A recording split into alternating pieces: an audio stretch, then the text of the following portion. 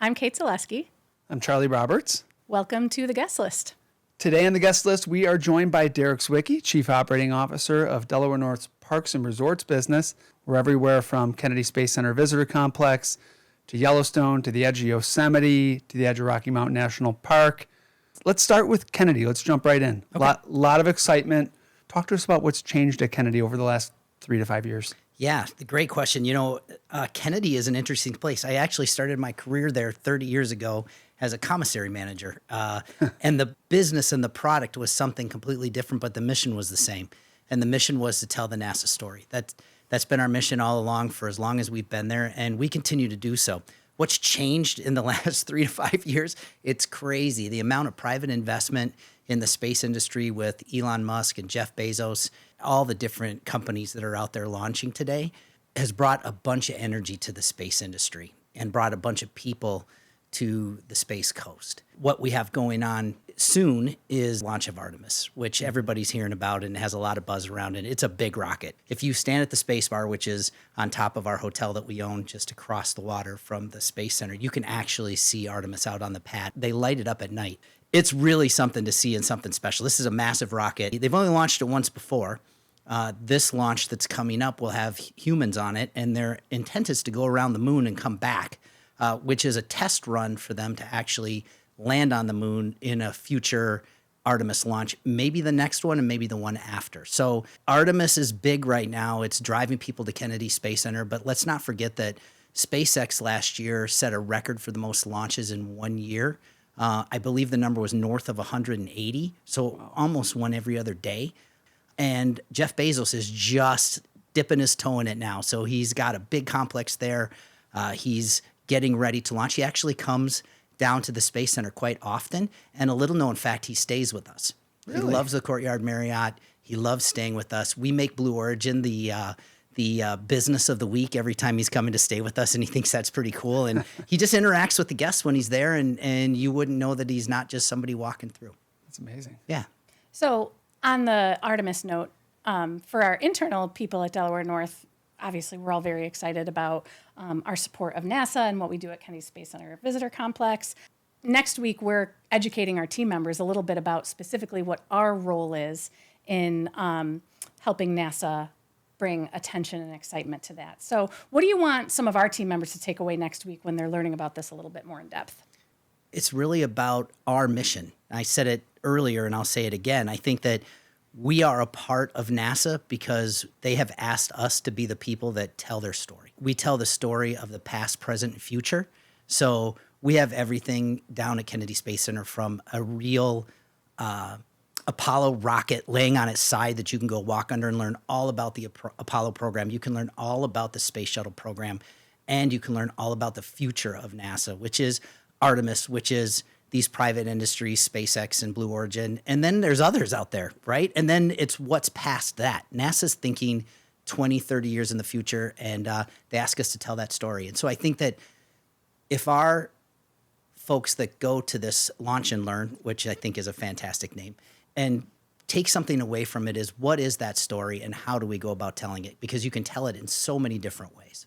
Retail is a huge part of the parks business. Yeah. Okay, can you talk a little bit about kind of where that business is going and where it's been?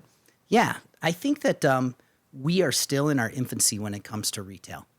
I think that Donna Janeski and team has now organized the group into what I think is a viable situation in retail for Delaware North Parks, but maybe for Delaware North as a whole. And I look at our philosophy around retail in parks and look at what we're doing and the things that we're changing, and I'm really excited about it. In our industry, in the tourist business or in the outdoor rec business that we are in, we're the best at it. There's nobody better. There are many competitors that come and try to emulate us, and we hear from them all the time. What do we do that's special?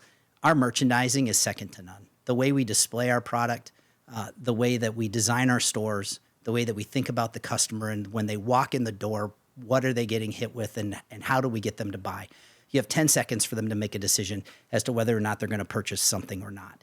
And how are we getting something in front of them that they have to have? An old boss of mine said once, we tried to put a store in a mall once. and this wasn't with Delaware North. And it was a failure, a colossal failure. And it was over Christmas. And we thought it was going to be great. We have great product. We displayed things okay. We weren't great at it. We thought it was going to be great. But the problem was nobody had seen Jesus yet.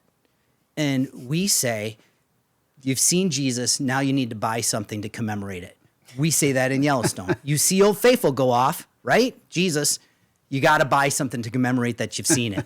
And so we really play on that in our locations, in our product. I think the other thing is co-branding. We in parks do a really good job. Now, there's new brands all the time, and you can argue whether or not they're the latest and greatest in fashion brands or not. But we do a great job of co-branding. And when I say that, it's because you can get a Columbia logoed Yellowstone jacket that you can't get anyplace else. Mm-hmm. And it drives our web business, and it drives interest in our product in our stores. Quality is super important to us. And we have this good, better, best strategy, and our best is our co-branded product. It's not cheap, but it's really good. I think what's really cool too, it's not just like the novelties, right? I think the diversity of the offerings that you have in some of the stores, like the Yellowstone general stores. Talk a little bit about that. Yeah. We used to be known as I grew up in this business, and I'm not very young, but we used to be known as the business that sold rubber tomahawks. That was kind of what they would say when they talked about concessionaires in national parks. And that's not the business anymore. The business today is about quality product that people use and you can see in their homes. We used to sell these wooden plaques that had a postcard lacquered onto them. The company was Blair Products. It was an interesting product for us, but you never saw one in someone's home. We would sell tens of thousands of them a year, and you go to people's houses that came to a national park, and not one of them had them displayed in their store, in their house. Today, you go into people's homes and you can see the products that they've bought in national parks because they're proud of them. It's quality and it's unique. I think that's the thing that we're really trying to strive for in parks retail, is being different and being unique and offering unique products you can't get someplace else. Yeah, and sorry to be a homer, but I think one of the best examples of that is Oxford pennant. Yeah. Right? Like yes. you see those camp flags, you see those pennants. I was with you at Yellowstone last summer, and even just being a Buffalonian, the pride I felt at seeing such a special Oxford pennant flag in Yellowstone general stores, like it's cool. It's not only cool, but it's really special. And to your point, that's something that somebody wants to take home and hang in their office, Yep. Here at the office, or hang in their home to kind of commemorate this really special visit that they had. Absolutely. We do a partnership with Pendleton, which is the woolen company. And so it has got this heritage to it. Pendleton has been around forever. And we do a limited edition 250 Pendleton blankets out of Yellowstone. We also do a Grand Canyon one every year, and they sell out immediately. But you can only get them with us, and it's Pendleton co-branded quality and exclusive, which is important to us. You can't talk about retail and everything that we do across our business without talking about tech and how technology has evolved and how it is such a contributor to the overall guest experience. So talk to us a little bit about what's going on in our parks business as it relates to our evolving technology. It doesn't have to just be about retail. It can be about the entire guest experience. Yeah, so tech is an interesting subject for us because we work in places that have limited connectivity. So I would say the first thing is we have internet. That's new to us. The internet in our national parks is 3 years old, and Jim Ziliox and Colin McCardle are responsible for it.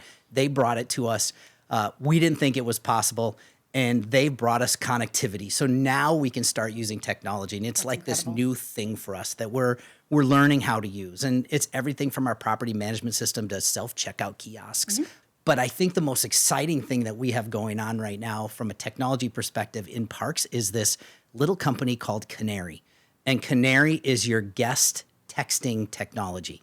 So you get a text from, the Westin that says, hey, thanks for, we hear you're coming to the Westin. Is there anything we can do to anticipate your stay?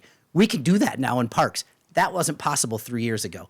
And so we can now use that to not only upsell if we wanted to, or just welcome a customer, but we can also take care of our customers' issues if they have one. We don't knock it out of the ballpark every day. We have mistakes, but they can tell us immediately and we can fix it immediately. And that's probably the biggest change for parks and one of the most exciting technology. And we're just in its infancy. I was going to say, where do you have it so far? We have it across most of our national parks now and in most of our lodging. I would tell you that we have to put some guardrails around it because just like anything else, our operators get these things that are new and are different. And now we're hammering our guests with text messages. And now we are putting some guardrails around it. I'll use a perfect example if I could. Tenaya Lodge. Yosemite National Park has had a reservation system in place now for a few years. Last year, they changed it. And they said that they will have the reservations between the hours of 7 in the morning and 3 in the afternoon. And so at 2:30 in the afternoon, we would send a text message out to our guests that said, okay, no reservation. You can go into Yosemite now if you'd like. And the response was wonderful. People finally knew they would hang out in Tenaya until the park didn't have a reservation system anymore because they didn't have a reservation. And then they would head into the park and we'd let them know. And so that was just one way that we use this technology. So I think we've got it in most of our parks, but we're in the process of learning how to use it. How are you kind of coaching up the staff or staffs on how to kind of balance the high tech with kind of still maintaining that like high touch service that we like to offer? Yeah, technology allows our employees to have quality guest interaction now. Most of the questions that you get or the questions that are run of the mill can now be handled either through our Canary technology or AI, right? But now our customer and our employee can have these quality interactions. They can take a breath.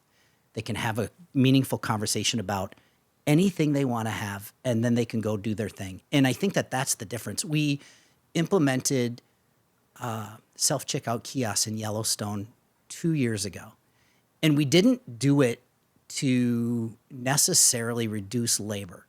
We did it so that our labor could be directed in a different way. And what we've seen are record revenues and profits in Yellowstone over the last 2 years, which leads me to believe that our philosophy is right. And so we just have to keep building on that. Employees can be much more concierge than... Yeah. They can make sure the shelves are stocked. They can, answer a question for a customer because really we're the first line of defense in any of our business. Whether you're in a national park or not, a guest that needs a question answered is going to go to a person in a uniform. And more often than not, that's our people. That's great. Yeah. You brought up Tenaya. Yeah. So that's a great segue for us. I want to talk to you about Waybound. Last summer, Scott Sosha spent a lot of time talking to our team members about our alternative lodging strategy and future plans. And I think a really exciting example of that is Waybound. So why don't you talk a little bit about what that is and what it means and, when you're ready to launch. Yeah, so we've spent a lot of time developing Waybound. Didn't get a name. What is Waybound? Waybound is our alternative lodging product. It's our alternative lodging brand. It's the guidebook that's going to help us develop this product and brand and take it out to market. We started, almost pre-COVID, coming up with who is our customer, what do they want, where do they live, and where are they going is really what we tried to answer. And I think we did that ad nauseum, and sometimes it felt like. But at the end of the day, I think we pulled it off. And we know that now. So we spent the last 18 months with a company called EDG building the brand of Waybound. And it got its name 9 months ago. And the document is 350 pages that tells us everything we need to know about the brand and that we helped develop. They didn't do it for us. We were on weekly, sometimes daily phone calls putting this brand together. And what it is today is an alternative lodging brand and product. And so what does that mean? We are in the process of testing it and putting out our first Waybound product at Tenaya Lodge. And so it was the Explorer cabins prior to this. They're being retrofitted now and will launch April 15th as Waybound Yosemite. It's very high touch. It's very high interaction from a guest employee perspective. What are we doing differently? Well, Waybound in its principles has what is called the Commons, which we used to call a clubhouse, which is where you check in. It's where you have common space, thus called the Commons. It has a bar.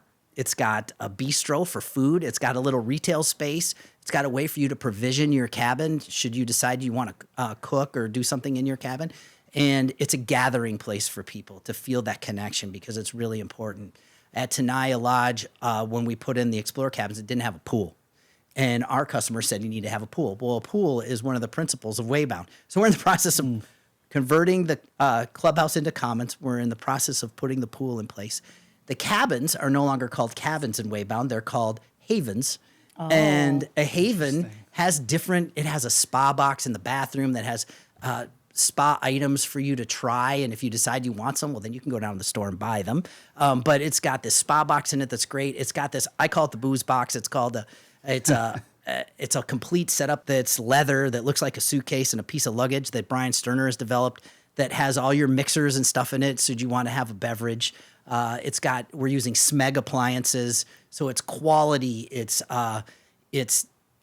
different. It's still got your binoculars. It still has your hiking sticks and all the things that you'd use to go explore Yosemite.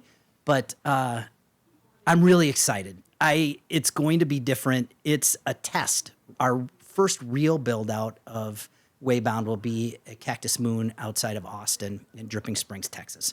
That will be our first foray into this. We purchased the land a year ago, and we're in the process of getting the permitting and doing developing, and that will be our first ground up development of Waybound. I described it this morning. It's nervous excitement. Sure. It's I'm confident that it's going to be great and we're going to knock it out of the ballpark because everybody's committed to it. But it's new and we've not done it before, and so we have to figure some things out as we go along. Awesome! Can't wait to see. Can't wait to see it at. I could Tenaya go on for this 2 spring. days, Cait. On I know. Waybound. Oh my gosh! Well, I think about like a Tenaya. I mean, the way you're describing it, this sounds like an amazing place to either be snowed in for a day, Yeah. or just a great place to start or end your day, right? Yeah, and the best part is that it has televisions and it has internet and it has all those pieces of technology that we used to not have. It has all of it. Amazing. Yeah. awesome. You know, Derek, you were kind of sharing a really cool story before we started recording, a little bit about Nova Guides and just how cool the operation is there. And I thought you had a pretty neat story to share about an A-list celebrity rolling through last week with his family. Yeah, so we operate a snowmobile and wedding venue. Yes, they actually go together just outside of Vail, Colorado. The property is called Camp Hale, and it's where the 10th Mountain Division learned how to fight during World War II on the snow. So it's kind of the birthplace of the ski industry, which makes absolute sense considering where it is. But this year it doesn't have any snow, really. Well, we did have some snow 2 weeks ago, and we had an A-list celebrity that lives in Colorado. I won't say his name, but he's one of my favorite pro players and college coaches of all time. And he brought his family up, and they went on a snowmobile trip into the Vail Valley and up into the Vail Mountains and just had a great time. Well, we still had snow. It's cool that, people like that have so much going on want to come and spend a day with us. It's great for our associates, to see somebody they recognize and those sorts of things. It's validation that what we're doing is right and what we're delivering is right. And so we use it as that as we go forward and continue to refine our product. That's Do you amazing. want me to remind you what happened the time that I went to Nova Guides and got on a snowmobile? Didn't you go like 3 miles an hour? Well, no. I was going the speed the rest of the group was going, and our guides asked the leaders of our organization if they wanted to take a detour and do something a little more exciting, and they all said yes. And so I went along for the ride, and we went up on an incredibly steep cliff that everybody else had zero fear about except me, and I got almost stuck up there, was terrified. Everybody left without me, and a wonderful team member named Cougar stayed with me the whole time and walked me down or talked me down how to get myself down off of this cliff on this, however 1,000-pound snowmobile. I seriously looked at the edge of that cliff and thought, this is how I die. This is how I go. Oh, good for Cougar. But thank God for Cougar. Yeah. I Classic forgot Cougar. all about that story. I've never forgotten. All right, lightning round. That's a good one. Take it away. All right. Well, you kind of just shared it. We were going to ask you what's like a favorite moment that you've had in one of our parks. Oh my gosh. I have one of the greatest jobs in the world. You do. I think we all agree. I think that there's probably a lot of people in this company that think they have the best job in the world, and there's a reason for it. I think I have one of the best jobs in the world. And I was at Kennedy Space Center over Christmas. That's our big rush there. And I was taking a phone call sitting under the Space Shuttle Atlantis that we have on display there. And I was thinking to myself, Right here. There it is right there. I was thinking to myself, not many people get to do this. I'm getting to take a conference call. I'm getting to experience this space shuttle and the people that are experiencing the space shuttle. It grounds you in what you do. I think I was this is a while ago, 20 years ago, I was on a phone call. Everything has to do with a phone call. I was on a phone call with Chuck Moran, and I was standing at the rim of the Grand Canyon. He said, "Where are you? It sounds windy." And I said, "I'm actually standing right at the rim of the Grand Canyon." And he said, "Well, that's not a hateful place to have this call, is it?" And I said, "No, it's not. I've had many, many special experiences throughout my career at our locations. And so picking one is very difficult, but remembering why we're here, which is to provide that experience to people that maybe had saved their entire lives to come and do this one time. And I get to go 3-4 times a year and do it. Keeps you humble and keeps you understanding why we're here doing our jobs. That's such a great perspective. Well, in the spirit of narrowing down to one, Yeah. what would you say is like one bucket list parks experience that everyone should experience? This will surprise you because I've talked so much about technology. We operate a 50-cabin property in Olympic National Park called Claylock. Mm-hmm. If you have never been, you can look it up. It's my favorite place. Olympic National Park is my favorite place. A Claylock Lodge is right up there. It's not because it's fancy. It's just quite the opposite. It doesn't have internet. It doesn't have phone. There are no televisions. What you have in your room is a fireplace with wood, and an unobstructed view of the ocean. And they get 13 feet of rain annually. So it usually is raining. And you get to walk out of your cabin or your room and smell the burning cedar and have this awesome ocean sitting there with this beach that has no one on it that you can just go walk forever. But what makes Olympic National Park really special is you have the ocean experience. Then you have the whole rainforest. So you have the rainforest experience. Then you can go up to an 11,000-foot mountain and you can have the snow and have the alpine experience, all in one national park. It doesn't happen very often. Oh, and by the way, there's no entrance gate. So it's all free. It's just hard to get to, but it is such a special place. And we've been there. Our contract is coming up, and we're going next week to meet with the client to figure out how we bid on this thing and become successful again at it. It's very hard to get to. It's very, very remote, but it's my favorite national park. Sounds very peaceful. Oh, it's just incredible. That's wonderful. Scott doesn't like it when I'm there because then he can't call. That's a little insight into why it's your favorite. Yeah. Well, Derek, we've talked a lot about everywhere you've traveled. You're always on the road on behalf of Delaware North. We can't thank you enough for spending the last few minutes with us. I know it's your time in Buffalo is very scheduled and precious, so very grateful that you spent a couple minutes with us and shared this insights with not only our team members, but our thousands of followers on to the guest list. We'll see if we can't get you snowed in, and maybe we'll run this back tomorrow. I hope you don't lose any followers from this interview. It's one of my. I woke up in the middle of the night thinking, "Oh my gosh, if I'm terrible and they lose followers, then what?" Are you losing sleep over the guest list? Yeah. Oh, we're so honored, but trust us. You did great, friend. Thanks. Welcome back anytime. Thank you.